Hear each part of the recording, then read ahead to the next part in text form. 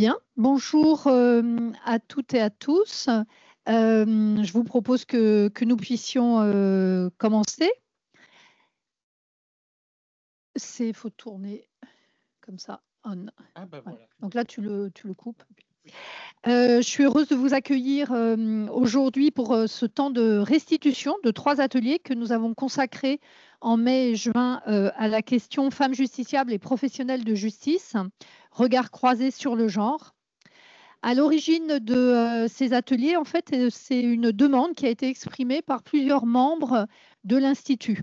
Je m'arrête une seconde pour expliquer ce qu'est l'Institut des études et de la recherche sur le droit et la justice. C'est un groupement d'intérêt public qui permet donc, cette forme juridique permet de réunir des acteurs privés et publics autour d'un même objectif, en l'occurrence le développement des connaissances sur le droit et la justice. L'Institut est présidé à tour de rôle par les chefs des cours supérieures, qui sont actuellement tous des hommes. Actuellement, donc, le premier président de la Cour des comptes, auquel succédera le premier président de la Cour de cassation, puis le vice-président le président du Conseil constitutionnel, puis le vice-président du Conseil d'État. Ils ont des mandats de 2 ans. Notre groupement est vice-présidé par 2 institutions évidemment fondamentales pour notre question, le ministère de la Justice, qui, lui, est représenté par une femme, la secrétaire générale Karine Chevrier, et le CNRS, bien sûr, qui est également représenté par une femme, Marie Gaille, qui est directrice de l'Institut Sciences humaines et sociales du CNRS. Toutes les professions juridiques sont représentées, les professions réglementées jusqu'au directeur juridique et juriste d'entreprise, la justice prud'homale et commerciale, les ministères chargés de l'enseignement de la recherche, le ministère chargé des affaires européennes et internationales, France Université et même la Caisse des dépôts. Plusieurs de nos membres avaient déjà investi ces sujets-là de manière institutionnelle et ont mené évidemment un certain nombre d'actions que nombreuses parmi vous et nombreux parmi vous, j'espère, connaissent. Mais ils ont souhaité que l'Institut s'empare du sujet tout d'abord de la féminisation des métiers, du droit et de la justice, pour aller au-delà des seules statistiques institutionnelles, quand elles existent. Elles n'existent pas toujours.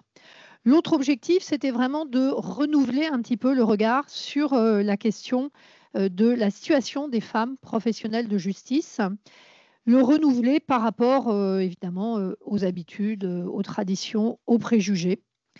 Et ce besoin nous a paru bien évidemment très légitime, tant les faits ont la vie dure. Et malgré toutes les mesures quand même qui ont été prises depuis 10 ou 15 ans, enfin je peux même revenir à une époque encore plus ancienne où il y avait eu un certain nombre de mesures qui avaient été prises. Malgré toutes les déclarations de bonnes intentions, on voit bien que les réalités n'évoluent pas toujours aussi vite et la question évidemment du plafond de verre en est un bon ou un très mauvais exemple. Malgré l'acuité donc de ce sujet depuis plus d'une décennie, on voit bien aussi que les connaissances ne sont pas encore suffisantes et c'est vraiment le cœur de notre sujet, particulièrement dans certaines professions. Alors c'est vrai que grâce aux travaux de Laurent Villemez et Johan Demolly sur la sociologie de la magistrature judiciaire, on a pu là vraiment acquérir des connaissances un peu fines. Grâce au travail des associations et particulièrement de l'association pionnière Femmes de Justice qui est actuellement présidée par Sonia Gemini-Wagner, on a eu également pas mal de travaux et d'informations et on a pu analyser un petit peu plus finement tous ces faits, mais on voit bien que le besoin demeure encore important. À partir du mandat qui a été donné par ses membres, donc l'Institut a souhaité prendre un temps d'approfondissement. Au début, il nous a semblé indispensable d'étendre l'approche genrée à tous les métiers du droit et de la justice, puis à toute la justice, au-delà de la simple question des métiers. Et on s'est rendu compte qu'au travers des pratiques de justice, on a souhaité donc identifier d'éventuels stéréotypes de genre et prendre en considération, avoir une approche genrée sur les besoins des justiciables que sont les femmes justiciables. On a souhaité identifier l'impact de cette culture du genre sur l'accueil, l'accompagnement, le conseil ou la décision de justice. Je voudrais préciser ici que dans notre périmètre, nous n'avons pas intégré la question des violences sexuelles et sexistes. Nous avons déjà publié plusieurs recherches sur cette question et le sujet étant déjà assez vaste, on n'a pas souhaité élargir encore ce périmètre. Pour mener cette réflexion, nous avons eu recours à ce qui constitue l'ADN un peu de notre institut, c'est-à-dire une approche pluridisciplinaire et pluriprofessionnelle, impliquant également les pouvoirs publics. Et on a organisé très en amont des ateliers avec une grande variété d'intervenants et d'intervenantes qui sont donc issus des sciences humaines et sociales, des pratiques et des politiques administratives. Et c'est là que nous avons eu le plaisir de solliciter le concours de Delphine Chauffeau, magistrate judiciaire, mais anciennement experte auprès de l'INED, pour structurer ces échanges, les animer, les préparer et rédiger la synthèse que vous avez pu trouver sur vos sièges. Donc aujourd'hui, on voulait restituer ces travaux-là et préparer en fait une nouvelle étape de notre plan de travail. L'objectif, c'était donc de proposer un débat un petit peu plus large et ouvert. Dans les nouvelles étapes, nous allons sûrement diffuser un appel à projet de recherche, sous réserve de la décision de notre Assemblée générale la semaine prochaine, mais je pense que tout le monde y sera favorable. Et on va poursuivre aussi des travaux d'experts ou sous une autre forme. Je voulais remercier chaleureusement tous les intervenants et les intervenantes qui ont accepté qui se sont mobilisés pour venir aujourd'hui, pour échanger. Je crois que l'enjeu, évidemment, de ces débats sont essentiels à notre époque et nous avons besoin de connaissances approfondies, améliorées. Et ensuite, l'objectif, c'est de les disséminer et de se les réapproprier. Ça, c'est quand même, nous, un enjeu fondamental de notre institut. C'est cette charnière. Une fois que toutes ces connaissances sont digérées, produites, il faut véritablement qu'on en assure une bonne diffusion. Ce n'est pas évident. Donc, j'espère que ces débats nous enrichiront collectivement pour mieux promouvoir l'égalité. Et je vous remercie et je cède tout de suite la parole à Sonia Djebni-Wagner.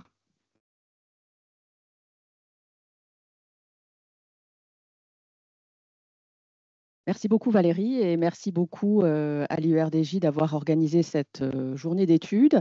Bonjour à toutes et à tous. Et je souhaite la bienvenue à nos trois discutants qui nous font le plaisir de partager leurs travaux autour du thème de cette première table ronde. Donc la place des femmes dans les professions juridiques et judiciaires. Et j'aurai le plaisir d'animer cette table ronde, de la modérer. Et puisqu'on m'a demandé de le faire, comme l'indiquait Valérie, en tant que présidente de l'association Femmes de Justice, vous me permettrez de dire quelques mots de cette association qui, depuis un peu plus de 10 ans maintenant, promeut l'égalité professionnelle au sein des personnes qui travaillent au ministère de la Justice sur tous les métiers qui composent ce ministère. Alors, cette association-là est née en 2014 dans un contexte de grande féminisation des métiers de la justice depuis longtemps, on le sait, et elle est née alors même que les femmes étaient devenaient majoritaires au sein de ce ministère, et sans doute qu'elle est née parce que ces femmes devenaient majoritaires et qu'en même temps, on pouvait constater que l'égalité professionnelle n'était pas du tout au rendez-vous.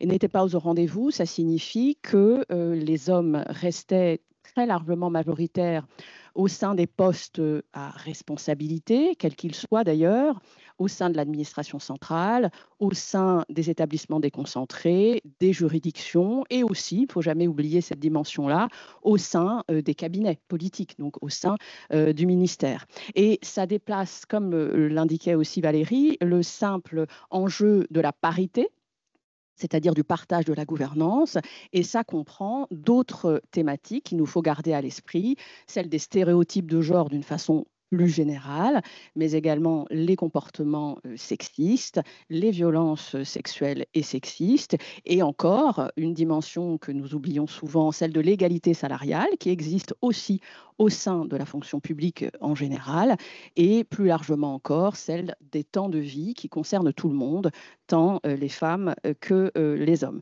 Donc, cette association est née en même temps que beaucoup d'autres, et c'est l'occasion de saluer d'autres associations. Certaines représentantes sont là aujourd'hui d'ailleurs dans la salle, notamment depuis quelques années, nous nous sommes réjouis de l'apparition d'autres associations dans le champ de la justice, et je salue nos homologues de la justice administrative alter égale. Il existe également une association qui concerne la Cour des comptes, la Cour au féminin.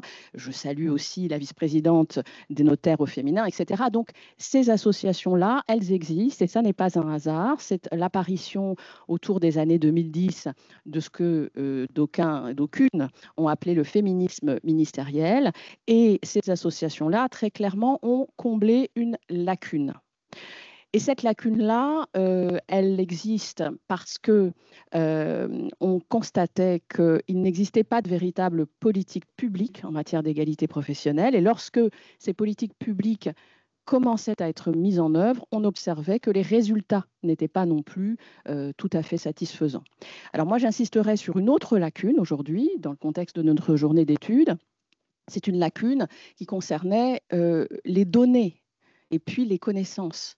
C'est-à-dire qu'on observait qu'on parlait d'égalité professionnelle sans forcément avoir à notre disposition de recherche ou même simplement de statistiques. Et ce qui est tout de même un comble quand on y songe, c'est venu des associations, des professionnels elles-mêmes qui ont exploité des données publiques, d'abord, celles qui étaient à notre disposition. Et Femmes de Justice, par exemple, a produit très rapidement, avec la complicité de quelques alliés, statisticiens notamment, des chiffres. Et puis, ont voulu mettre ces chiffres en évidence, ces réalités en évidence. Et par exemple, on en est très fiers, je salue Ombline qui est là, ancienne présidente, des cartes, ce qu'on a appelé des cartes genrées, où il s'agissait tout simplement de montrer la réalité. Et par exemple, si on se penchait sur la question des chefs de juridiction, de montrer où étaient les chefs et les chefs de juridiction, et de voir simplement avec des jeux de couleurs que, puisque les hommes étaient en rouge chez nous, eh bien, on avait les cartes quasiment entièrement rouges, avec très peu de jaune, puisque les femmes sont jaunes, comme chacun le sait. Donc, on a voulu montrer ça, et très vite, on a souhaité, et c'était très important, associer les chercheurs, les universitaires à nos réflexions. Et le moment fort pour nous, c'est toujours notre colloque annuel qui a lieu autour du 8 mars. Eh bien, les universitaires, les chercheurs étaient toujours présents et sont toujours présents dans ces colloques pour présenter leurs travaux de recherche. Et parfois même, la notoriété venant de notre côté, nous avons pu solliciter des travaux ou l'approfondissement de travaux en leur demandant de bien vouloir creuser telle ou telle piste pour nous aider à étayer ce que nous pouvions dire. Et ce que nous pouvions dire, c'est que non, l'égalité ne vient pas automatiquement avec la féminisation. Et que souvent, c'est même l'inverse. C'est parce qu'il y a une féminisation qu'on ne veut pas voir le problème ou qu'on le voit ailleurs, et que cette féminisation-là devient elle-même le problème, et qu'on pense la féminisation comme un problème à défaut ou à la place de penser l'égalité professionnelle. Et ça, c'est ce que nous avons souhaité combattre, puisque nous ne sommes pas des chercheuses, mais sans doute plutôt des militantes de l'égalité professionnelle, mais la recherche est forcément un élément essentiel de notre action. Et pour nos 10 ans, nous avons pu produire un livre blanc qui est un peu la synthèse de tous ces travaux, avec l'aide, et je le dis pour éviter tout conflit d'intérêts, avec d'un côté l'aide de Laurent Villemesse qui est à ma gauche, et aussi l'aide de Delphine Chauffeau, qui ont bien voulu travailler sur cette production que je n'ose pas qualifier de scientifique, mais en tout cas c'est une contribution, je crois, importante à la réflexion, et ça rejoint ce qui est un peu l'ADN de l'IERDJ aussi, c'est-à-dire mêler des travaux véritablement scientifiques, de recherche, objectifs, avec des réflexions, et notamment des réflexions de professionnels qui vivent ces réalités-là. Donc, on a cette volonté de concourir à la recherche et je ne peux pas non plus ne pas mentionner les travaux d'une des fondatrices de l'association, Gwenola Joly-Coz, qui, elle, a fait œuvre d'historienne et qui a produit une réflexion sur les pionnières de la magistrature, puisque une autre dimension de cette féminisation, c'est l'invisibilité, longtemps, des femmes professionnelles des métiers. Et cette invisibilité-là, je tiens à le souligner, elle concerne les pionnières, mais elle concerne aussi certains métiers. Vous aurez remarqué, et ça sera peut-être un des éléments de notre débat, que certains métiers de la justice sont plus visibles que d'autres. C'est le cas de la magistrature, on en est bien consciente. Je souligne le fait que l'association Femmes de Justice est une association qui promeut l'égalité professionnelle pour toutes les professionnels du ministère, pas seulement les magistrates, et c'est extrêmement important. Bien sûr aussi les professionnels des greffes, de l'administration pénitentiaire, de la protection judiciaire de la jeunesse et de tous les métiers qui constituent le ministère d'une façon générale. Et il est évident que les débats se concentrent davantage sur certaines professions, peut-être parce qu'elles sont vues comme des professions de pouvoir et que cette question d'égalité, elle est davantage débattue et perçue comme un problème lorsqu'il s'agit de professions perçues comme des professions de pouvoir.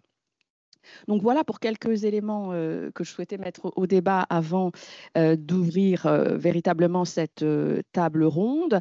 Et nous allons aborder cette question des professionnels de justice. Alors, davantage sous l'angle sociologique ce matin, puisque la table ronde est constituée de sociologues d'ancienne sociologue.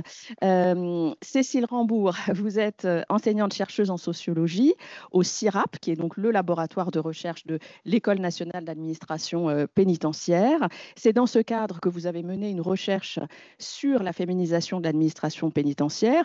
En 2013, vous me confiez tout à l'heure que cette étude, cette recherche conservait une véritable actualité aujourd'hui, et vous allez nous en parler. C'est une recherche qui a aussi eu des prolongements dans l'ensemble de tous vos autres travaux, notamment sur la violence, et l'angle du genre est toujours présent, je crois, dans vos réflexions. Vous nous parlerez des femmes dans l'administration pénitentiaire, féminisation par le haut et persistance des stéréotypes.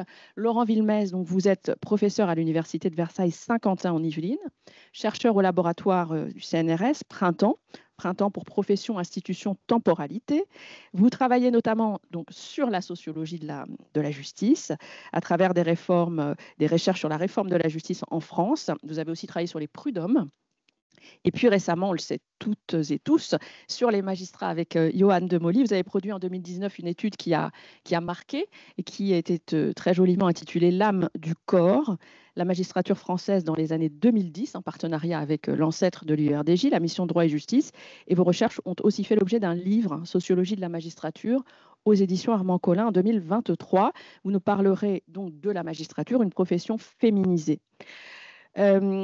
Delphine Chauffeau, donc vous êtes magistrate, vice-présidente placée auprès du premier président de la Cour d'appel de Paris. Après une première carrière comme sociologue, je le disais, en tant que chef de service dans diverses administrations et établissements publics, notamment la CNAF, France Stratégie. Vous avez été responsable de l'évaluation des politiques publiques à l'INED comme directrice de projet d'études, violences et rapports de genre déjà. Et vous avez produit ce livre blanc pour Femmes de Justice en 2023 et vous interviendrez en deux temps. D'abord en évoquant immédiatement, en posant le décor, je dirais, de l'égalité dans la justice. Et puis en fin de table ronde, vous évoquerez les pistes dégagées par l'atelier que vous avez animé. Je vous laisse la parole.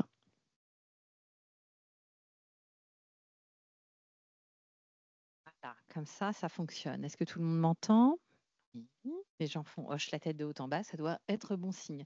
Alors, moi, effectivement, donc, je vais vous présenter très brièvement le décor, c'est-à-dire en effet les grands résultats que nous avons souhaité mettre en lumière dans ces ateliers.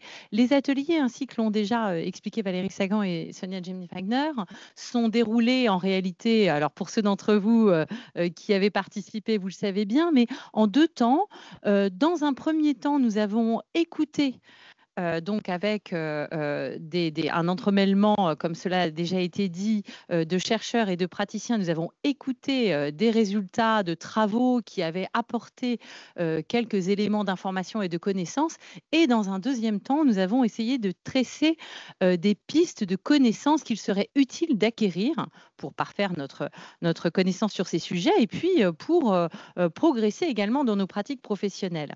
Donc, de cette manière-là, je vais vous présenter tout d'abord quelques grands résultats sur les professions de la justice et effectivement, ensuite, les deux co-intervenants vont préciser ces éléments. Alors, je crois qu'il faut que j'appuie sur un petit bouton pour...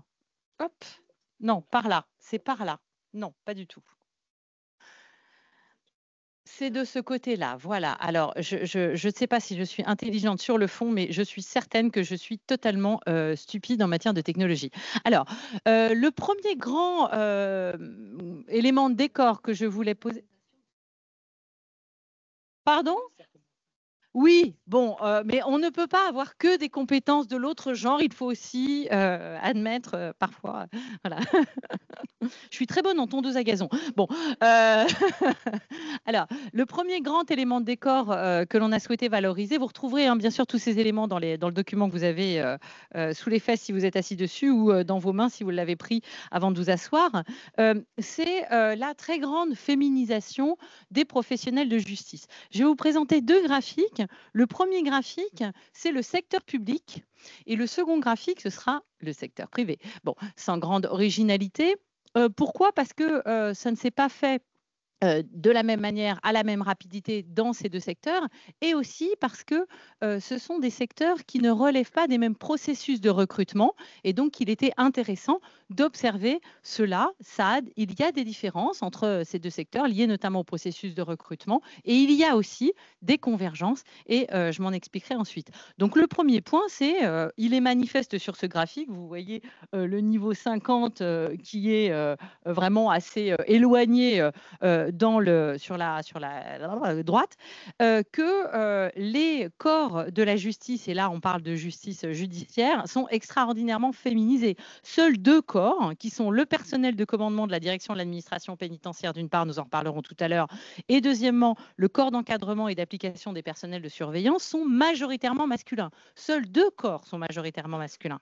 Deux corps, les éducateurs de la protection judiciaire de la jeunesse et les directeurs des services pénitentiaires, sont dits mixtes, donc mixtes c'est entre 40 et 60%, je pense que je ne l'apprends à personne dans cette salle, et l'ensemble des autres corps sont majoritairement des corps occupés par des femmes, dont, par exemple, s'agissant des greffiers et des directeurs de greffe, ainsi que des psychologues de la protection judiciaire de la jeunesse, à plus de 75%. 88% pour les greffiers, 92% pour les psychologues de la PJJ. Donc on est sur un niveau de féminisation extrêmement élevé pour l'ensemble des corps de la justice judiciaire. Je précise qu'en 2020, s'agissant des tribunaux administratifs et des cours administratives d'appel, 48% des magistrats sont des magistrates.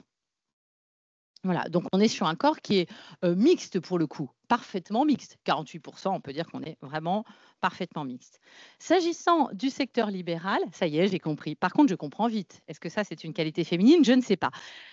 S'agissant du secteur libéral, donc, on voit également un mouvement de féminisation qui, pour autant, est un mouvement plus modéré et qui est un mouvement plus disparate.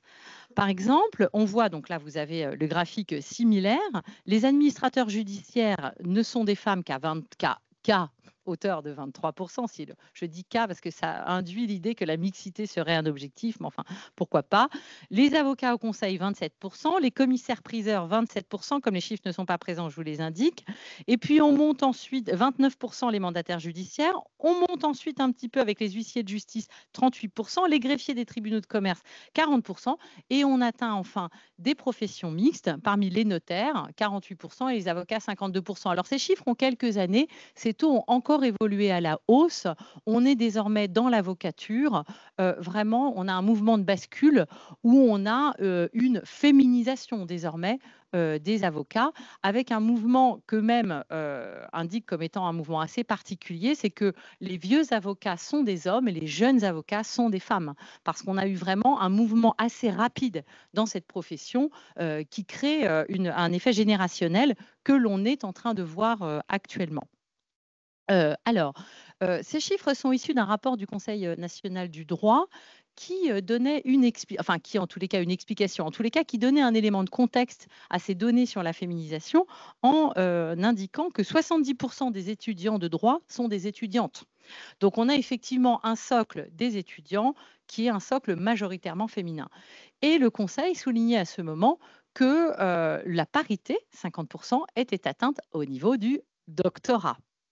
Voilà, je vous laisse réfléchir sur ce point. Voilà pour les éléments de décor s'agissant du mouvement de féminisation. Et puis sur le deuxième mouvement qu'a évoqué Sonia, et rapidement, en effet, ce mouvement de féminisation ne s'accompagne pas d'un mouvement d'égalité. Et les inégalités persistent. Alors Anne Boisjol, déjà, disait que la féminisation de la magistrature n'allait pas de soi et elle soulignait avec des propos que je vous invite à relire parce que vu d'ici c'est cocasse puisque c'était des propos que l'on pourrait considérer comme très brutaux qui étaient soutenus notamment dans les jurys de l'École nationale de la magistrature mais qui peut-être ne sont pas toujours dits aujourd'hui, mais qui peuvent être encore parfois pensés malheureusement. Donc, elle évoquait déjà ces mouvements, ces distorsions entre une féminisation de fait et une persistance de stéréotypes sur les fonctions que pouvaient ou ne pouvaient pas occuper les femmes. Donc, elle soulignait déjà cela. Et on assiste encore aujourd'hui au maintien de plafonds, de verre, donc je n'apprends à personne ce que sont les plafonds de verre, et de parois de verre, c'est-à-dire effectivement une distinction dans les niveaux hiérarchiques atteints par les hommes et par les femmes, et aussi une distinction entre les types d'emplois au sein de ces professions occupées par les hommes et par les femmes. Par exemple, mais je vais pas faire de spoil de l'intervention de Laurent, mais effectivement, les hommes et les femmes dans la magistrature n'occupent pas exactement les mêmes fonctions. Il y a des différences statistiques entre les fonctions occupées. Identiquement, longtemps, alors Isabelle Bonny-Le Goff nous dit que ce mouvement est plutôt en régression, mais longtemps, les hommes et les femmes avocats ne s'occupaient pas des mêmes contentieux.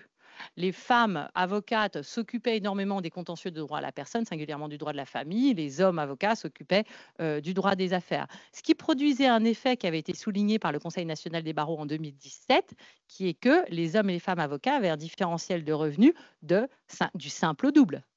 Alors là, nous, dans la fonction publique, on s'émeut de 300 € de différence. On ne joue pas dans la même cour, je dirais. Donc, c'était lié au différentiel d'âge, comme je l'évoquais tout à l'heure, et aussi au différentiel de contentieux pris en charge par les hommes et les femmes avocats. Donc, ce maintien des plafonds et de parois de verre se manifeste dans les modalités d'exercice et des contentieux pris en charge, dans l'atteinte des fonctions hiérarchiques, on reviendra sur ce point, je crois que vous aurez des exemples tout à fait parlants, et puis dans les rémunérations. Je voulais juste indiquer comme dernier élément de contexte, et ensuite je me tais, que sur le plan international, on voit ces mêmes mécanismes, d'une part d'un mouvement général de féminisation, et d'autre part de persistance d'inégalités. En revanche, ce qui est très très intéressant, c'est que ce mouvement de féminisation, il est très disparate selon les pays, et ça les travaux de la CPEJ que Sonia connaît très bien le montrent, en fonction des modalités de recrutement. Et c'est pour ça que j'ai insisté sur ce point. Typiquement, dans les pays de common law, dans lesquels le recrutement se fait à l'expérience, etc., on a une féminisation beaucoup plus lente que dans les pays, puisqu'il y a des mécanismes également de cooptation, voilà, que dans les pays dans lesquels on a un fonctionnement, comme c'est le cas par exemple en France, de concours. Voilà, où là, on a une féminisation qui s'est déroulée de façon très vive dans son ampleur. Et voilà.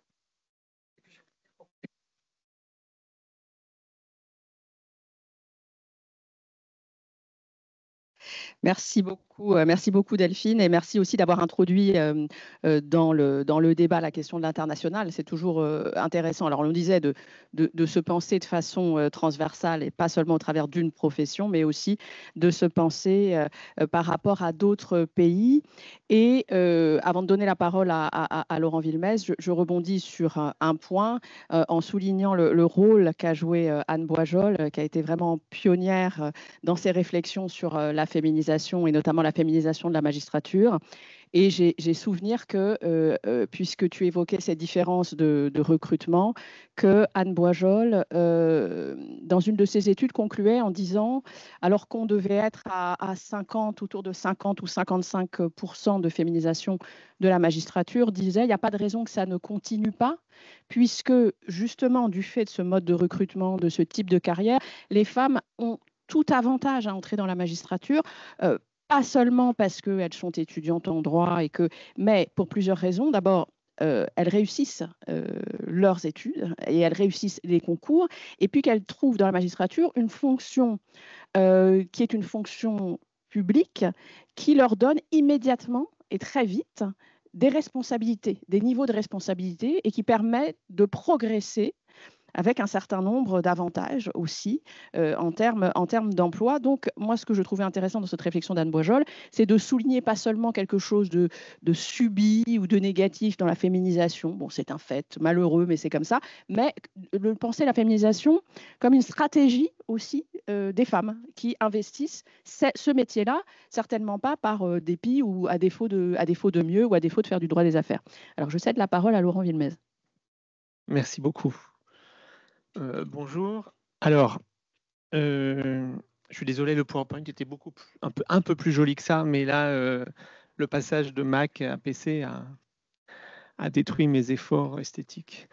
Alors, donc, effectivement, j'ai un peu l'impression de me répéter. Je pense que je ne sais pas si je finis peut-être par fatiguer Valérie de raconter un peu avec les mêmes choses.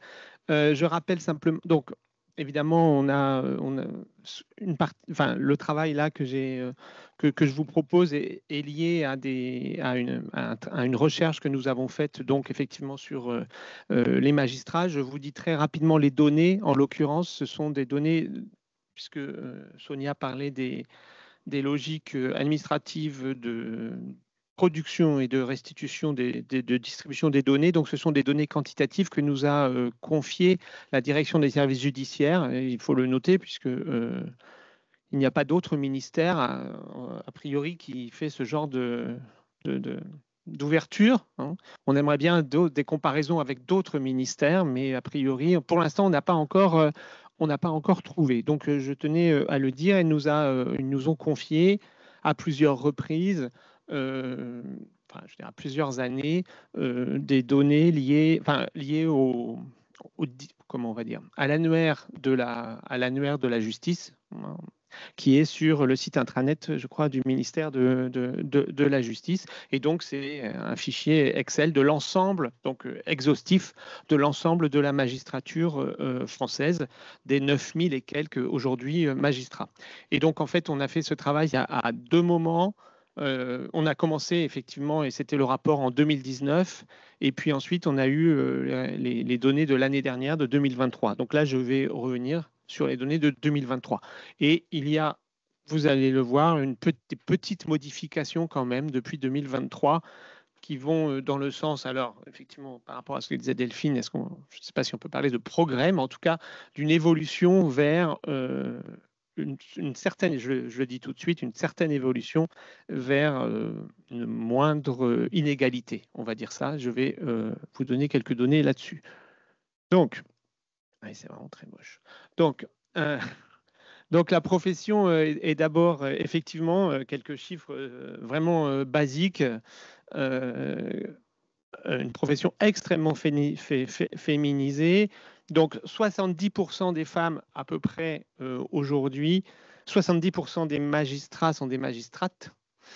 Et on voit, il y a toujours une évolution, hein, puisque en 2019, c'était 67,5%.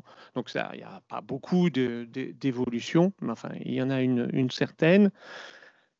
Vous voyez, mais en fait, ça va continuer à augmenter, hein, puisque le taux de féminisation à l'ENM est toujours le même, puisque en 2024, sur le site de l'ENM, qui chaque année fait un portrait sociologique des candidats et des auditeurs, il y a donc encore aujourd'hui 3/4 de femmes qui sont auditrices de justice. À noter, je le dis au passage, il y a un tout petit peu moins de femmes qui sont candidates, enfin une proportion de femmes candidates un peu plus faible, je crois que c'est 72%, mais au final, ça ne change pas grand-chose. C'est-à-dire qu'il n'y a pas de privilège fait aux femmes, ni véritablement aux hommes, du passage de l'admissibilité et ensuite à l'admission dans l'auditorat. Et donc, on voit quand même que ce n'est pas la féminisation qui ralentit, c'est l'augmentation de la féminisation qui ralentit, si je peux dire ça comme ça. Donc voilà, c'est un processus commencé, mais ça, Anne Boisjol l'a beaucoup raconté, a beaucoup explicité, commencé dans les années 1970, qui va de pair, il faut le dire, avec la logique de démocratisation aussi de la magistrature, hein, puisque c'est au début, après 68, en partie du fait de la massification et donc de la féminisation des études supérieures dans les années 1960, et ensuite jusque dans les débuts 1970, que les femmes et des personnes, quel que soit leur sexe, venues de classes, on va dire, un peu moins supérieures, sont devenues auditeurs, auditrices de justice, puis magistrates. On voit, donc ça c'était juste au passage. On voit aussi, donc, il y a évidemment, c'est logique, une stratification de la féminisation par âge. Alors, les femmes sont maintenant majoritaires à l'ensemble des classes d'âge, jusqu'à la retraite. Mais évidemment, logiquement, les plus jeunes sont les plus féminisés. Donc 75% de femmes pour les moins de 30 ans, 55% des femmes pour les 40-50 ans, et c'est à peu près 50% pour les 60-65. Enfin voilà, c'est là qu'il y a une forme de parité. Bon, alors voilà, donc cette pyramide des âges, elle est assez parlante, donc on ne va pas y passer longtemps, mais moi je ne suis pas allé à l'INED, mais je sais à peu près lire une pyramide des âges, donc comme vous tous et toutes, donc vous voyez à peu près ce que ça donne. Voilà, j'insiste pas là-dessus. Alors maintenant, les différences et les inégalités dans la carrière. Donc, en fait, on a trois formes, enfin deux indicateurs d'inégalité. L'accès à la hors hiérarchie. Alors pour les non-magistrats qui ne seraient pas tout à fait au courant, vous savez qu'il y a, alors bon, ça a changé, mais enfin il y a quand même, enfin je crois qu'il y a toujours 3 grades, mais ils ne s'appellent plus pareil, mais il y avait le second grade, le premier grade et, comme le nom l'indique, tout en haut, la hors hiérarchie, puisqu'on n'est même plus dans la hiérarchie, puisque voilà. La hors hiérarchie qui est donc environ 30% du groupe, hein, dans l'absolu. Voilà. Donc, il y a ce premier point. Et puis, le deuxième proxy, le deuxième indicateur on va dire, de réussite professionnelle, disons, d'accès aux positions dominantes de la profession. Je dis ça comme ça parce que je le dis tout de suite, qui est chef de juridiction. Je dis ça parce que c'est un petit peu plus compliqué que ça. Au début, on disait beaucoup avec Johan, voilà, le succès, la réussite professionnelle. Et puis, il y a beaucoup de gens qui nous ont dit, et ça renvoie un peu aux questions posées Sonia, qu'est-ce que ça veut dire que réussir dans une profession? Est-ce que être chef de juridiction, c'est un symbole de... Enfin, est-ce qu'il y a les mêmes manières pour tout le monde de réussir dans une profession? C'est ce sur quoi on est en train de travailler avec Johan en ce moment à partir de ces données. Est-ce que c'est gagner beaucoup d'argent, plus d'argent? Est-ce que c'est avoir des positions de pouvoir? Est-ce que c'est s'éclater, on va dire? C'est-à-dire, par exemple, ne pas je ne sais pas moi, faire du droit quand on a vraiment envie de faire du droit alors qu'on ne peut pas, alors qu'on est pris par l'urgence du quotidien. Voilà. Enfin, ce que je veux dire par là, c'est qu'il nous semble qu'il y a plein de manières finalement de réussir. Et nous, à plusieurs reprises, quand on faisait des entretiens sur voilà, qu'est-ce que réussir, les gens nous disaient, mais moi, j'ai effectivement des femmes, mais moi, j'ai réussi. Voilà, je reste en région parisienne. Je suis pas obligé de bouger trop. Et en même temps, j'ai l'impression d'avoir trouvé, je suis à la cour d'appel, je m'occupe de la justice pour enfants et c'est ce qui m'intéresse, etc., etc., quoi. Voilà. Donc il y a des manières un peu différentes aussi de penser, c'est ça que je voulais dire, subjectivement, sa réussite de carrière, je trouve. Et donc, en fait, ça pose aussi des questions un petit peu différentes. Bref, je reste au modèle selon lequel réussir sa carrière, c'est effectivement arriver en haut de la hiérarchie et diriger. Même si diriger, encore une fois, c'est encore diriger dans la magistrature, c'est plein de questions différentes. Et on voit malgré tout, effectivement, que pour la hors hiérarchie, il y a ce qu'on a appelé incontestablement un plafond de verre. Et à l'inverse, pour les hommes, un avantage masculin, c'est-à-dire que toute chose, malgré tout, égale par ailleurs, puisqu'on a construit comme ça des modélisations que je ne vous ai pas montrées parce que Valérie n'aime pas trop les modèles. Voilà, on va au but. C'est ce que tu vois, j'ai fait un truc qui va vraiment au but. Mais en tout cas, il y a un avantage masculin fort qui existe, toutes choses égales par ailleurs, c'est-à-dire en égalisant, voilà, comme si il n'y avait pas d'autres différences.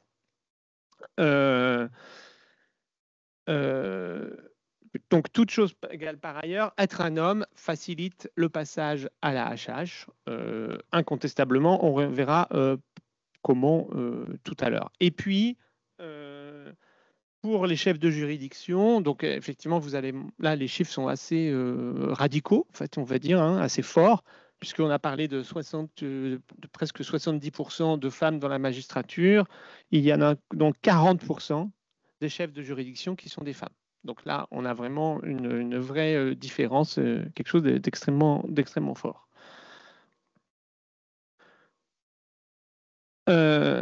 Ensuite, d'autres types de différences, c'est dans la constitution des carrières, qui sont liées donc, en fait, principalement à des articulations différentes. J'ai mis le mot différence et inégalitaire, bien évidemment, entre vie professionnelle et vie privée. Alors là, on a construit 3 indicateurs là aussi qui sont des proxys. Il y a le nombre de postes dans la carrière. Donc là aussi, pour les non-magistrats, vous savez qu'il y a une nécessité de mobilité hein, qui est donc de 2 côtés, soit une mobilité fonctionnelle, soit une mobilité géographique. Et cette mobilité, elle est une exigence pour plein de raisons et elle conduit elle est une exigence pour passer les grades, pour avancer dans la carrière, comme on dit. Voilà. Et donc, il y a une très grande différence dans ces mobilités. Il y a des gens qui changent beaucoup, des personnes, surtout des hommes, qui changent énormément de poste, et puis des femmes qui changent beaucoup moins. Un peu moins de postes, mais il faut quand même. Pour passer du 2e au 1er grade, il y a une nécessité, par exemple, d'avoir changé de poste, et ça, c'est juridique, enfin, c'est dans la loi. Donc, on voit que, d'abord, le nombre de postes dans la carrière, il est différent. Donc, en médiane, c'est-à-dire, c'est 5, il y a 50% des personnes, 50% des hommes qui ont fait plus de 5 postes et 50% qui en ont fait moins. La médiane, donc pour les hommes, c'est 5 et pour les femmes, c'est 4. Alors là, il y a effectivement un très fort effet d'âge, hein, en l'occurrence, puisque c'est logique, puisque les hommes sont plus vieux, il y a plus d'hommes âgés, donc ils ont mécaniquement fait plus de postes. Donc en l'occurrence, et les femmes étant plus jeunes. Donc, et vous allez le voir, c'est aussi là, il y a quand même beaucoup, dans nos données, peut-être qu'on ne les avait pas montrées assez dans le livre et avant, il y a quand même beaucoup d'effets de structure, comme on dit. Hein. Et donc, voilà, c'est pour ça qu'il faut aussi faire des modèles toutes choses égales par ailleurs, mais il y a quand même pas mal d'effets de structure. Mais au-delà de ces effets de structure, Voilà. Donc, c'est pour ça qu'on travaille actuellement sur des cohortes. On essaye de travailler sur des cohortes pour essayer de voir à ancienneté égale les différences. Alors, les cohortes, on essaie de trouver des grosses cohortes, enfin des cohortes suffisamment grandes pour que ça ait un intérêt. Le deuxième indicateur, ça je vais aller vite, c'est parce qu'on en a aussi beaucoup parlé, c'est le nombre de kilomètres réalisés. Donc ça c'est quelque chose qu'on avait, enfin voilà, on a beaucoup parlé de ça déjà. On a calculé à peu près combien chaque magistrat, d'une certaine manière, mais de manière un peu théorique, faisait de kilomètres dans sa carrière, en partant du premier poste, enfin du point de départ qui est un départ fictif qui est Bordeaux. Ouais, on pouvait pas. Oui, mais il y a beaucoup de gens qui n'habitaient pas Bordeaux. Tu vois, les Parisiens qui vont à Bordeaux, c'était compliqué. Mais en tout cas, voilà. Et puis ensuite, on n'a pas tenu compte, évidemment, puisqu'on ne sait pas de l'où, enfin, on ne nous a pas donné les données de là où habitent les personnes. Donc, on est parti plutôt de leur tribunal. Donc, en fait, beaucoup de gens. Oui, et puis ensuite de lieux où ils sont, quoi. Et non pas de Bordeaux. Non, c'est Bordeaux.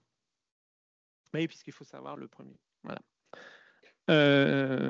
Et donc, effectivement, là, il y a une grande différence, puisque là, il y a une médiane, alors qu'il y a aussi des effets de structure, mais pas seulement, puisqu'il y a une médiane de 778 km pour les femmes et de 1016 pour les hommes. Alors, pourquoi médiane et pas moyenne, là, en l'occurrence?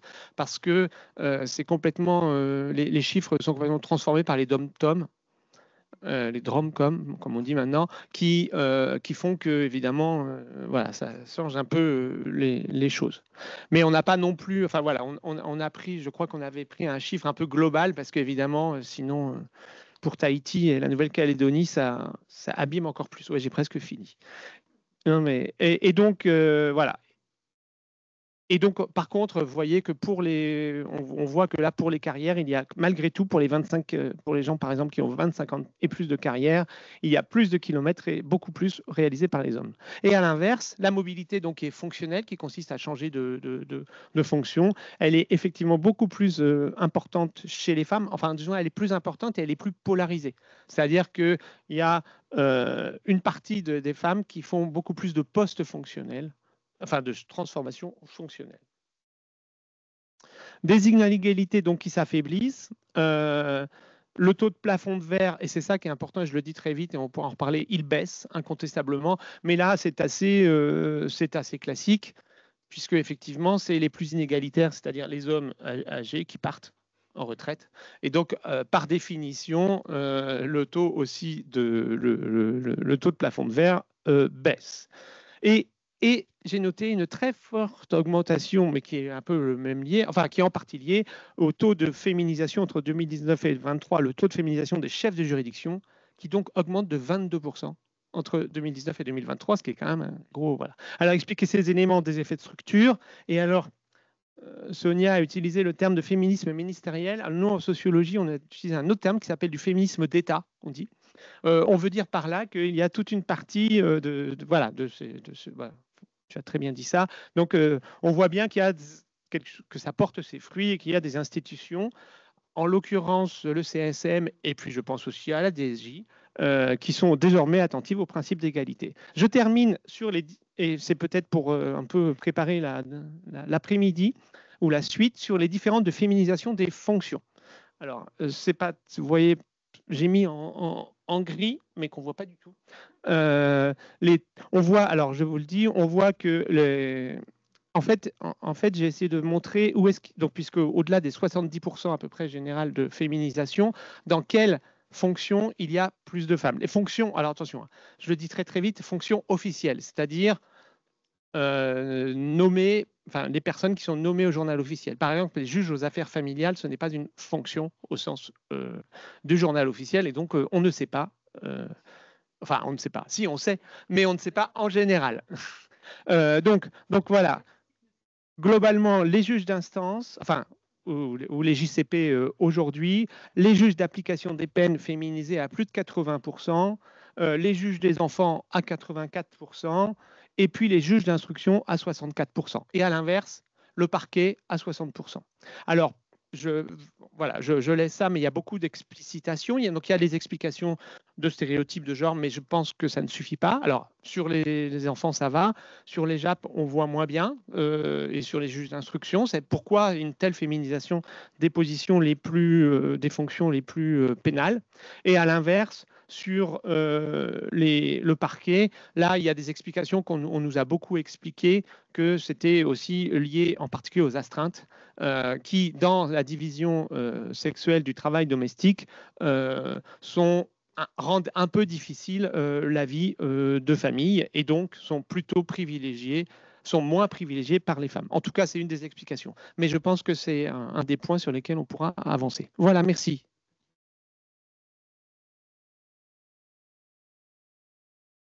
Merci beaucoup, Laurent, pour qu'on puisse rester dans notre temps, c'est-à-dire de laisser la parole. Non, c'est très, très bien, de laisser la parole à la salle. Je vais tout de suite donner la parole à Cécile Rambourg pour les fonctions de la pénitentiaire. Merci beaucoup. Je mets le chrono, comme ça. Oui, peut-être.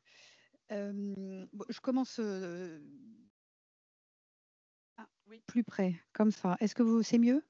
Ah, alors, comme je bouge beaucoup avec les bras, ça va être compliqué.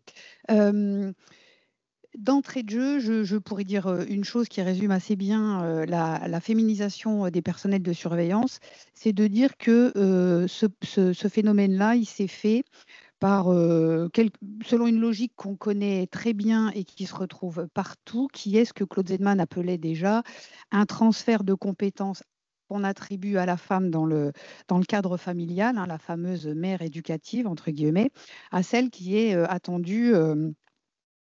À celles qui sont attendues dans le cadre professionnel. C'est cette logique-là qui prévaut dans l'administration pénitentiaire et qui aboutit à la surféminisation de filières naturellement dévolues aux femmes, comme la filière qu'on appelle aujourd'hui d'insertion et de probation. Je vous donne juste un petit chiffre. Aujourd'hui, les directrices de cette filière-là représentent 70% des personnels. Et l'échelon en dessous, les conseillers pénitentiaires ou conseillères pénitentiaires d'insertion et de probation représentent 75% des personnels. Et pourtant, malgré ces proportions, je le dis tout de suite comme ça c'est fait, eh bien, on voit que les femmes diminuent au fur et à mesure que l'on monte en grade dans le corps. Je vous donne juste un chiffre. Elles sont par exemple, elles ne sont que 33% chez les directrices de classe exceptionnelle.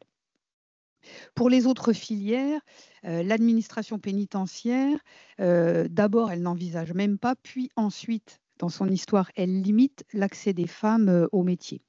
C'est seulement sous l'effet de la contrainte du droit et puis des pressions européennes que l'administration pénitentiaire, petit à petit, va renoncer aux quotas de recrutement distincts qu'elle avait mis en place. Et donc, à partir seulement dans notre histoire, de 1989, il n'y a plus de quotas de recrutement distincts pour les personnels de l'administration pénitentiaire, sauf chez les personnels de surveillance. Mais j'y reviendrai. Et puisque dans l'administration pénitentiaire comme ailleurs, les femmes réussissent mieux les concours ou au concours que les hommes, eh bien, elles vont devenir majoritaires dans toutes les promotions qu'on reçoit à l'École nationale d'administration pénitentiaire, sauf chez les surveillants. Alors aujourd'hui, la filière de direction, tout grade confondu, dans cette filière-là, les femmes représentent 58% des personnels. Et s'agissant des directrices, j'ose ça moi, de base, elles représentent 64% des personnels. Et pour vous donner une petite tendance de ce qui arrive, c'est que sur les 5 dernières années à l'école de formation, la proportion moyenne de femmes chez les élèves directrices, elle est de 80%. D'où effectivement une féminisation par le haut, qui est une particularité que l'administration pénitentiaire partage avec d'autres institutions dites de forces de sécurité comme la police ou la gendarmerie, par exemple, qui sont des institutions qui sont concernées par l'usage de la force par l'exercice physique de la violence légitime. Mais malgré cette forte féminisation, et là, ça ne va pas vous étonner vu ce qu'on entend depuis ce matin, cette forte féminisation du corps de direction, eh bien, tout ça n'empêche pas que les femmes sont moins nombreuses à être chefs d'établissement. Elles sont que 44% actuellement. Qu'à ancienneté égale, elles sont aussi moins gradées.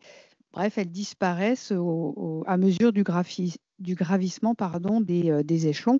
Aujourd'hui, elles représentent seulement 25% des emplois fonctionnels. Et ces différences persistent.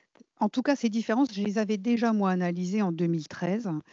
Et ce que j'avais vu à ce moment-là, c'est que ces différences, elles persistaient, alors même que les femmes se montraient tout à fait, tout autant mobiles fonctionnellement et géographiquement que les hommes.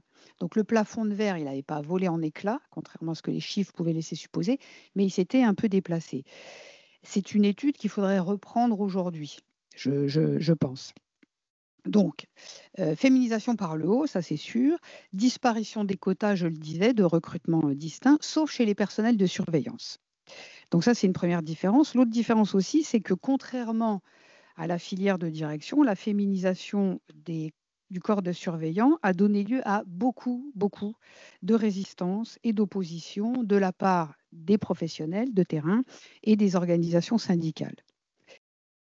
Féminisation, je le dis parce que c'est important pour ce qui arrive aujourd'hui. À l'origine, elle n'a été, et elle continue d'ailleurs, à n'être portée ni par une politique de faisabilité de la part de l'administration pénitentiaire, ni par une réflexion véritable sur l'organisation carcérale.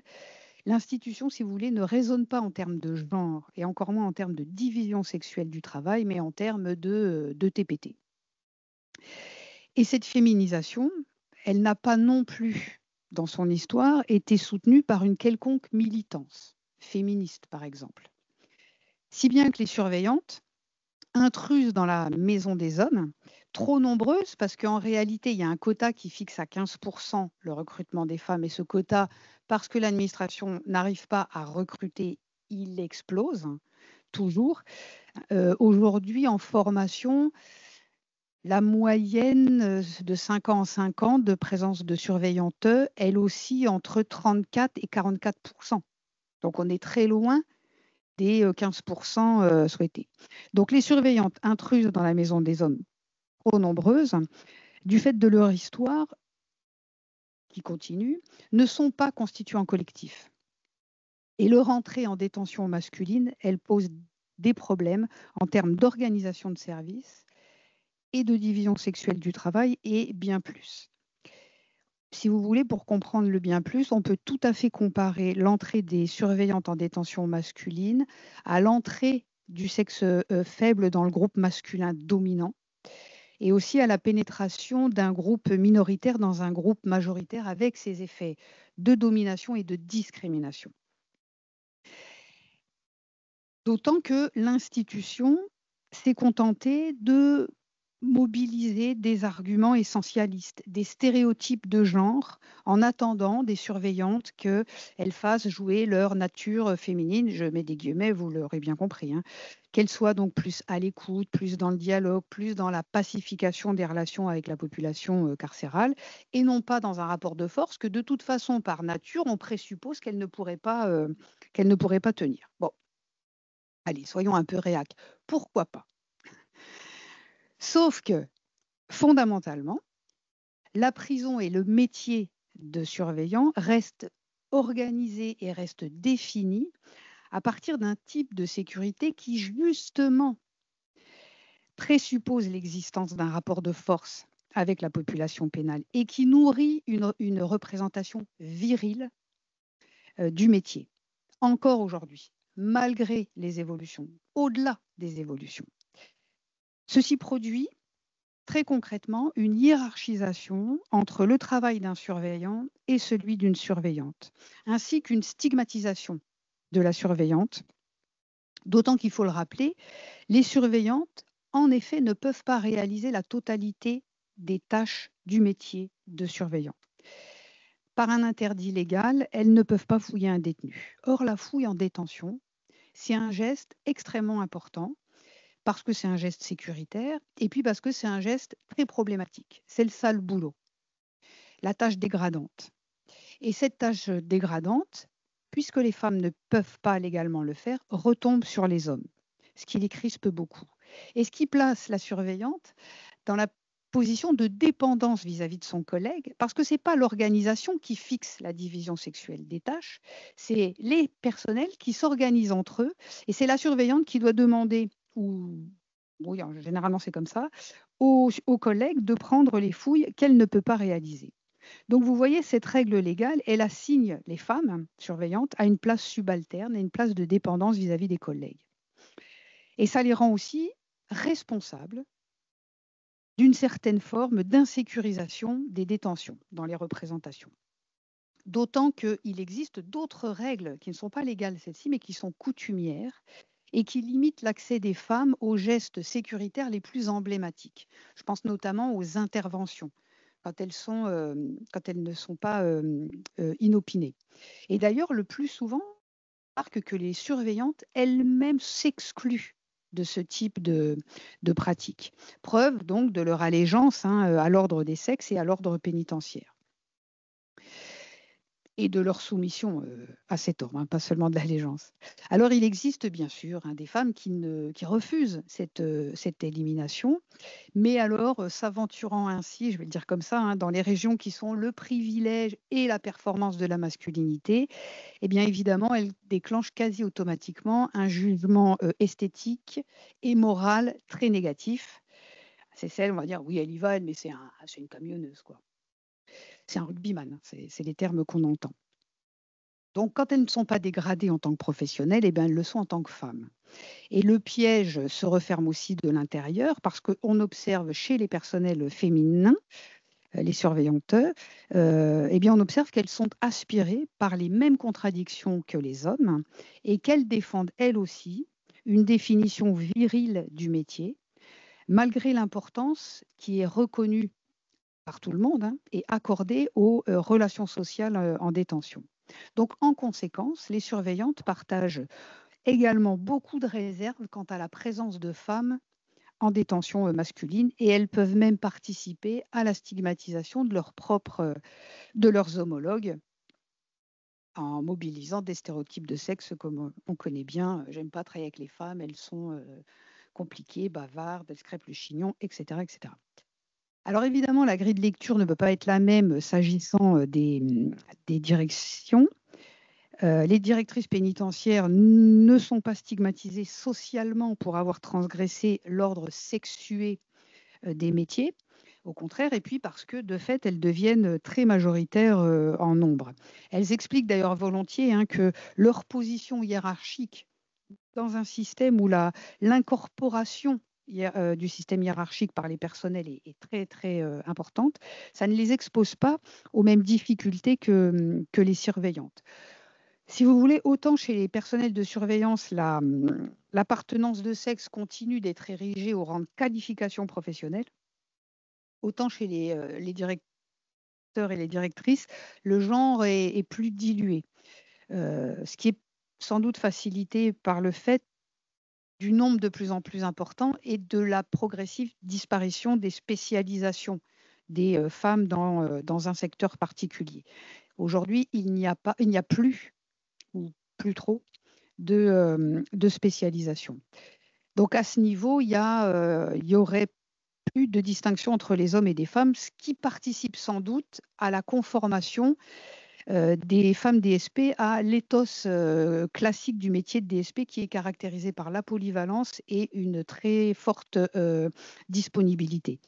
Mais évidemment, puisque les femmes continuent à être soumises aux représentations sociales sur leur rôle et leurs fonctions domestiques, eh bien, double charge, puisqu'elles doivent gérer non seulement selon l'éthos professionnel, mais selon les attentes sociales, la sphère privée. Puisque le temps passe et qu'il me reste 2 minutes, je finis juste par 2 questions que je voudrais partager avec vous, qui peut-être pourront aussi alimenter l'après-midi, je ne sais pas. Les 2 questions que je me pose, moi, en reprenant un peu les travaux sur la féminisation, je me demande comment l'administration pénitentiaire va faire tenir sa conception sécuritaire des prisons, qui reste une sécurité répressive, de nature défensive.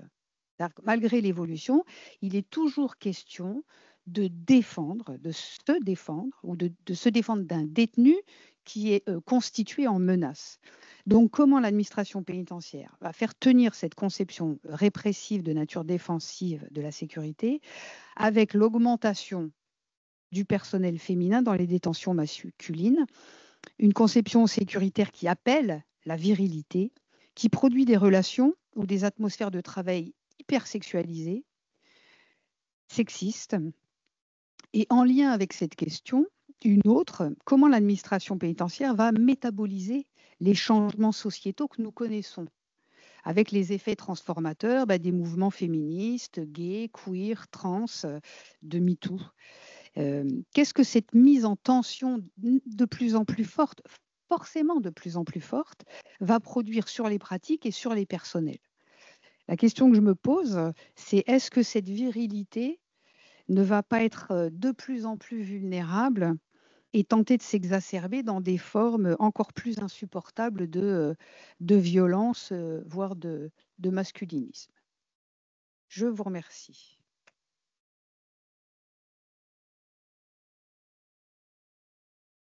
Merci beaucoup et merci notamment pour ces deux questions qui seront adressées à la salle et puis aux participants des prochaines tables rondes.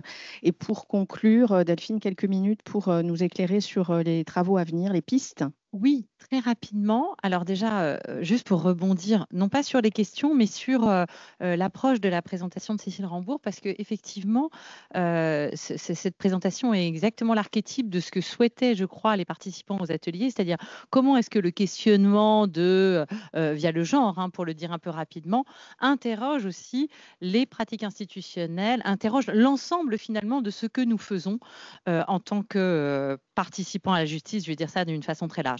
Mais revenons à notre sujet, des hommes et des femmes professionnels. Donc, l'atelier qui a été consacré à ce sujet a dégagé 3 grandes pistes de travaux qu'il serait utile de promouvoir pour continuer la réflexion sur le double mécanisme de féminisation et de persistance des inégalités, où on vient de le voir, et ou des stéréotypes. Premier grand axe de travail, une analyse des parcours. Donc, réfléchir non pas en temps donné, mais avec une réflexion sur le cheminement des professionnels, ce qui nous permettrait par exemple de voir des choses sur justement la balance vie personnelle, vie professionnelle, ce qui nous permettrait également de voir des parcours entre les professions de justice, puisque là on a une analyse par profession, mais en réalité certaines personnes, et je suis bien placée pour le savoir, changent de métier, voire de corps au sein de leur carrière, et donc ça nous permettrait d'observer cela. Deuxième grand axe promu par l'atelier, les engagements périphériques. On a formulé ça de façon très générique. C'est comment est-ce que tout ce qui est engagement, que ce soit engagement syndical, engagement dans des groupes de travail, engagement dans d'autres lieux autour de sa profession scientifique, absolument, peuvent contribuer à la visibilisation, et Sonia tout à l'heure l'a évoqué, notamment à propos des travaux de Gwenola Joly-Coz, comment est-ce que ces engagements périphériques peuvent contribuer à apporter une visibilité au cœur de sa profession et ainsi à participer à certaines formes de carrière, je vais dire certaines formes de carrière, comme ça on rejoint la question de qu'est-ce que la réussite, qui est une excellente question. Troisième grand axe qui a été promu par l'atelier, une réflexion sur les collectifs de travail, c'est-à-dire comment ces évolutions sociales en termes de féminisation, Laurent a l'habitude de dire, et Sonia l'a relayé tout à l'heure, la féminisation est conçue comme un problème, par exemple dans la magistrature, alors que pendant des siècles et des siècles, amen, les magistrats étaient des magistrats et ça ne posait aucun problème à personne. Donc, comment est-ce que les collectifs de travail mutent, conçoivent ces évolutions, accueillent ces évolutions, et c'est le cas par exemple aussi du travail que vous venez de présenter, c'est-à-dire comment ces collectifs réfléchissent finalement, ou ne réfléchissent pas du tout, comme c'est apparemment le cas de l'administration pénitentiaire, à ces évolutions de leur propre structure. Donc un des chercheurs qui participait à l'atelier qui travaille sur les greffiers disait on est passé quand même d'un mécanisme où on avait un magistrat et une greffière à un mécanisme où il y a une magistrate et une greffière. Est-ce que ça change quelque chose? Est-ce que ça ne change rien? Comment est-ce que ces collectifs de travail évoluent? Et deux approches transverses qui ont été beaucoup valorisées par le groupe. D'une part, les comparaisons internationales, on l'a déjà évoqué, parce qu'elles sont enrichissantes pour réfléchir le sujet. Et d'autre part, des approches alors deux types d'approches. Premièrement, des approches pluridisciplinaires, toujours utiles. Et deuxièmement, peut-être des approches aussi par petit objet, parce que parfois un petit objet est très révélateur. Alors Delphine Serre, par exemple, avait évolué la question de la prise de congé, la question, enfin, des petits objets comme ça qui vont être des façons finalement de lire des sujets beaucoup plus vastes et qui en même temps permettent de circonscrire un peu l'observation. Voilà ce qu'avait proposé l'atelier.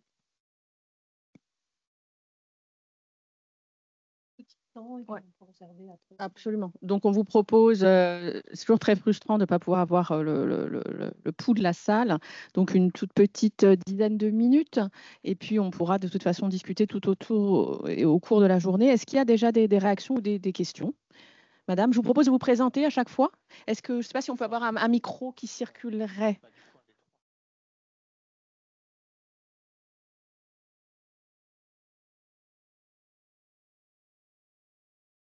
Bonjour, donc si, on entend? Donc Yasmina Dejean, alors je ne suis pas du monde de la justice, mais du monde de la santé.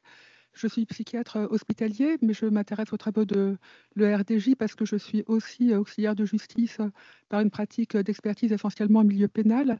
Et je voudrais faire une remarque à Madame Rambourg concernant le caractère viril de la prison et l'impossibilité pour les femmes de prendre leur place dans la maîtrise des détenus qui sont perçus comme dangereux. J'ai travaillé 25 ans en service d'urgence aux urgences psychiatriques du CHU de Brest. Et quand il y a des agitations, ce sont essentiellement des femmes qui sont là. Il y a des femmes et il y a quelques hommes, mais l'hôpital étant, comme chacun sait, surtout féminisé, et ben, les femmes prennent leur part dans la maîtrise des agitations, avec un abord qui est l'abord soignant, c'est-à-dire que la personne qui s'agite ou qui ne va pas bien, c'est d'abord un patient et ce n'est pas un méchant ou quelqu'un qui est hostile à la société.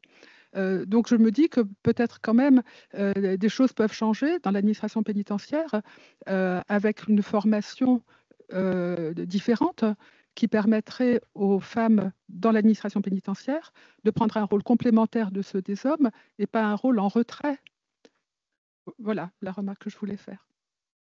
Merci beaucoup pour cette remarque et merci d'autant plus, et je partage aussi avec la salle, que à titre personnel, depuis plus de 25 ans, je me dis à chaque fois qu'on réfléchit sur ces enjeux, et d'ailleurs pas seulement sur ceux du genre, que la comparaison avec le monde de la santé, et en particulier avec l'hôpital public, est particulièrement pertinente parce que ce sont des modes de travail. Il s'agit de l'urgence, de la question éventuellement de la contrainte physique, et puis peut-être un petit peu la même misère parfois, qui font que les enjeux sont des enjeux partagés. Je trouve que, puisqu'on parlait de l'approche pluridisciplinaire, ces comparaisons-là continuent à être pertinentes à mon sens. Est-ce qu'il y a d'autres, monsieur? Oui.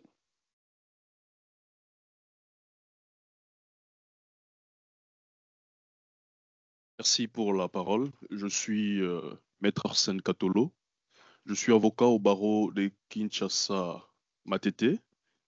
Et après un certain temps, j'ai sollicité une mission volontaire pour travailler comme chargé d'études dans un cabinet de magistrats au Conseil d'État de la République démocratique du Congo pour des raisons de recherche dans le cadre de mon mémoire de diplôme d'études approfondies à l'Université de Kinshasa.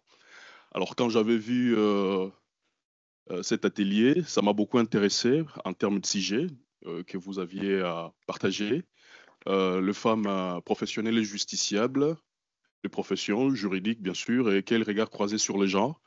Ce qui m'a poussé à venir participer à cet atelier, c'est le fait qu'il y a une montée en puissance, c'est qui est sûr, de cette question de féminisation dans les professions juridiques de là où je viens, en République démocratique du Congo, mais certainement avec un aspect particulier, c'est que l'intériorisation des objectifs à atteindre pour arriver à l'égalité, à la parité, tout ce qui va avec, n'est pas la même, ici comme là.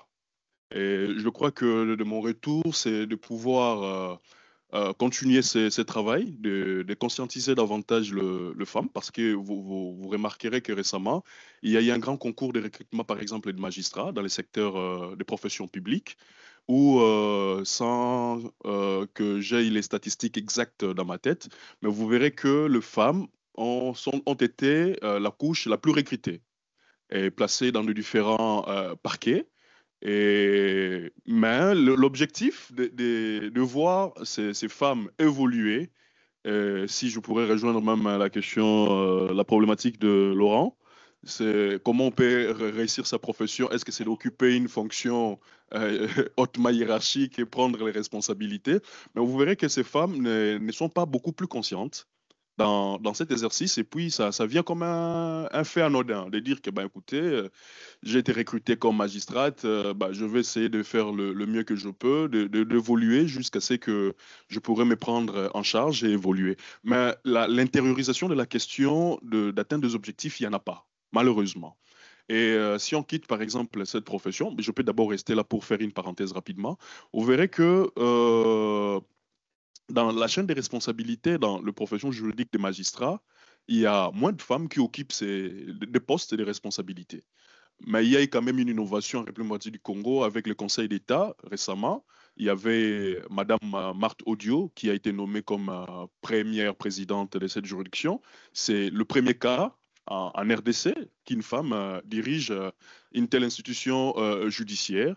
À la Cour constitutionnelle, depuis sa création en 2006 par la Constitution du 18 février, jusqu'à ce qu'elle ait été installée, il n'y a pas de femme comme parmi les 9 juges de la Cour constitutionnelle jusqu'à ces jours. C'est aussi un problème. Mais aussi dans les différentes juridictions, il n'y en a pas assez, mais il y a quand même des femmes, mais dont le rôle est totalement disséquant. Et si je reviens dans la profession d'avocat où je suis dans le barreau, malgré mon omission volontaire, j'ai fait une remarque, celle que vous avez également développée ici, c'est qu'il y a vraiment la féminisation de la profession, mais un aspect, c'est que les femmes avocates, il n'y a pas de couleur ou de genre sous la robe noire, c'est que la plupart, pour s'affirmer, ne jouent que le second rôle, malheureusement. En tout cas, le second rôle, c'est de suivre ce que nous qualifions chez nous, entre guillemets, les caïmans, les confrères animés des mauvaises intentions envers l'autre. Et ça implique tous ces aspects que vous connaissez, harcèlement sexuel, abus, tout ce qui va avec. Et ça, c'est vraiment très malheureux. C'est vraiment très malheureux. Et je suis également enseignant à l'université Révérend Kim, je vais chuter par là. Et la participation des étudiantes jeunes filles en grande masse, elle est constatée. Elle est vraiment constatée. Dans les auditoires où j'interviens, vous verrez que la majorité des étudiants sont des jeunes filles. Mais malheureusement encore, c'est que ces filles jouent un second rôle. C'est comme si pour venir à l'université, c'est juste par formalisme et non pas par objectif. Et quand on arrive à la profession, vous verrez qu'il y a moins assez de connaissances qu'ils ont ou qu'elles ont acquises à l'université et ça ne leur permet pas à tout prix de s'affirmer dans la profession. Voici ma petite contribution de la réalité que je ramène de l'Afrique, en République démocratique du Congo, vers vous qui avez déjà assez développé cette question. Merci. Merci beaucoup. Je propose de prendre une troisième question et puis ensuite, ça permettra à nos intervenants de répondre en groupe, si je puis dire. Ouais, alors, courte question. Oui, merci. Une très courte question à Cécile Rambourg notamment. Merci beaucoup pour vos travaux, j'ai trouvé ça passionnant. Juste la très courte observation, c'est de dire que il serait intéressant de voir à travers cette notion de réussir sa vie, si sa vie professionnelle, pour l'une comme pour l'autre, pour Laurent Villemesse comme pour Cécile Rambourg, ces conceptions de la réussite sont différentes selon les genres. Évidemment, ça c'est quelque chose qui dans les prochains travaux doit à mon avis être absolument analysé, pas seulement sur l'éthos professionnel global. Et la question à Cécile Rambourg, c'est est-ce que la notion de mobilité ou d'hypermobilité et de kilomètres parcourus, cet indicateur-là qui a été travaillé pour les magistrats, a été travaillé dans la pénitentiaire? Est-ce que c'est envisagé? Parce qu'il y a aussi des obligations de mobilité qui sont aussi très contraignantes pour les femmes. Ben là, ça va être rapide. Ça n'a pas été fait et, et je ne sais pas si ça va l'être, mais je suppose, parce qu'il y a dans les clous quand même de reprendre une recherche sur la féminisation. Donc, les discussions aujourd'hui vont certainement orienter la façon de reproblématiser le sujet.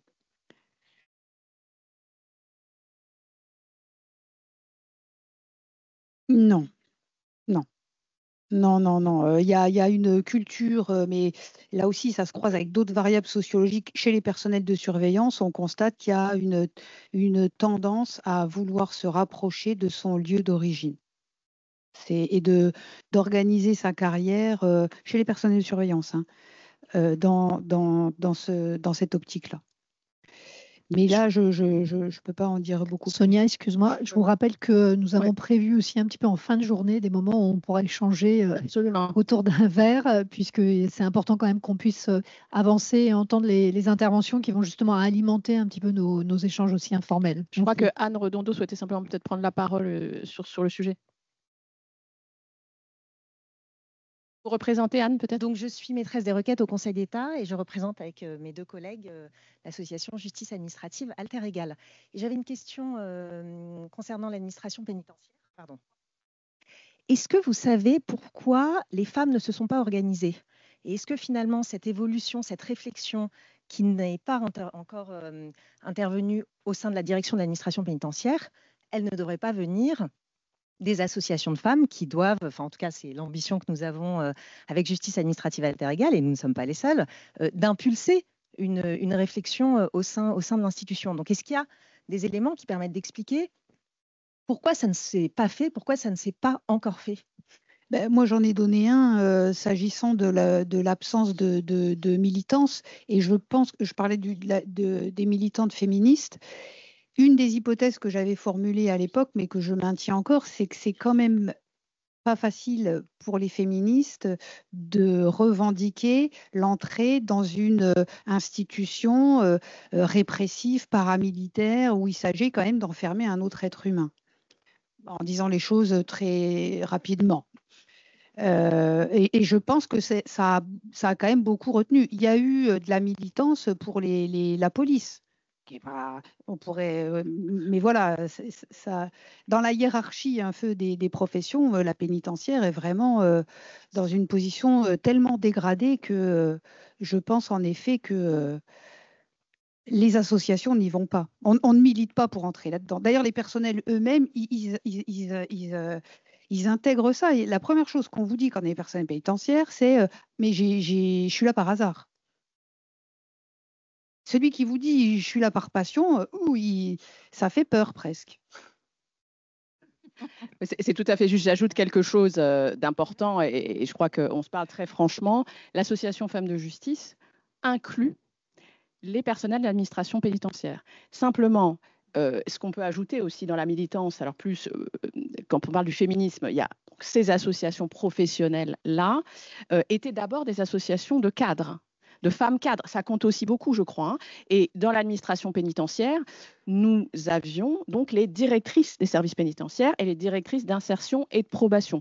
Pour autant, elles ne constituaient pas la majorité de l'association Femmes de Justice. Et depuis quelques années, elles sont de plus en plus nombreuses. Et dans le conseil d'administration, par exemple, qui compte 9 personnes, le conseil statutaire, nous avons 2 femmes de la pénitentiaire. Donc ça, c'est important. Et depuis l'année dernière, l'association Femmes de Justice s'est ouverte dans ses statuts à l'ensemble des femmes du ministère, c'est-à-dire non seulement les cadres, mais les autres.